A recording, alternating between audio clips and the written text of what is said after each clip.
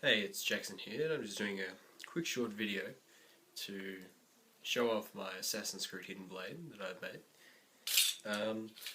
It's still sort of a bit of a prototype, the first one that I made, so here it is. It's the belt straps that I've used, that I've glued on underneath. So here it is in action. Obviously you can see it's double extended because this part is into this other piece that I've used. Now, if you, it is a bit bodgy, but originally I had it so that if you can see that point there, that was the whole blade like this. And that was it. But I built this part here with some copper pipe that I hammered down, and did the same with this, and put it inside and put a lock on the end of it so it can't come out. And I've just taped that to this. This is just some silver tape. There you go. All connected up to a draw slide. So slide that in. See, sometimes this part here doesn't get released because it's not propelled at all. Doesn't seem to be working too good now. There you go. Here it is. It's pretty long. That's why I added up the other bit to make it longer. You know, you can do what you want with it. Proportion to me. So that there, the string is connected to a little piece of hacksaw blade that I cut up to make this and bent, so that when I lift this, there's just an elastic band here, no proper springy mechanism yet. That's around there to the bottom of the blade, all on a draw slide, so it slides out like that, so that when I do that, it'll come out. Now the reason that this is getting stuck is down the bottom, because I've just hammered the bit of copper pipe shut, it gets stuck down the bottom, so then it's not coming out properly. Now the reason that it just came off then was because the elastic band here just came off. So you take this off, if I can. There we go. And it's just free sliding, obviously. Slide to wherever I wanted to. Originally I was going to make the design so that it would be held back here, and then when I released my hand it would slide itself back in, but that didn't work out too well, so I made it so that it propels itself outwards. Now these are just two elastic bands I've tied together, pretty basic there. That was a bit of a fail. It works better than that usually, but it's been a bit stubborn. Usually works most of the time. But you can see here I just put tape around it, but the part that I lift up has scratched it all off. So it's pretty heavy duty tape, you know, it can hold this thing on. The reason this is here, these parts here, these were Velcro straps that I used. That was before I added this little copper part, which added actually a lot of weight to it.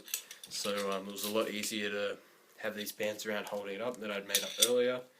And if I take it off, bear with me, you can see that I've just super glued a bit of belt down there, so this can slide in and out. Very, very simple. Both of these, got this at the bottom so the base doesn't come out. Here it is. Here it is.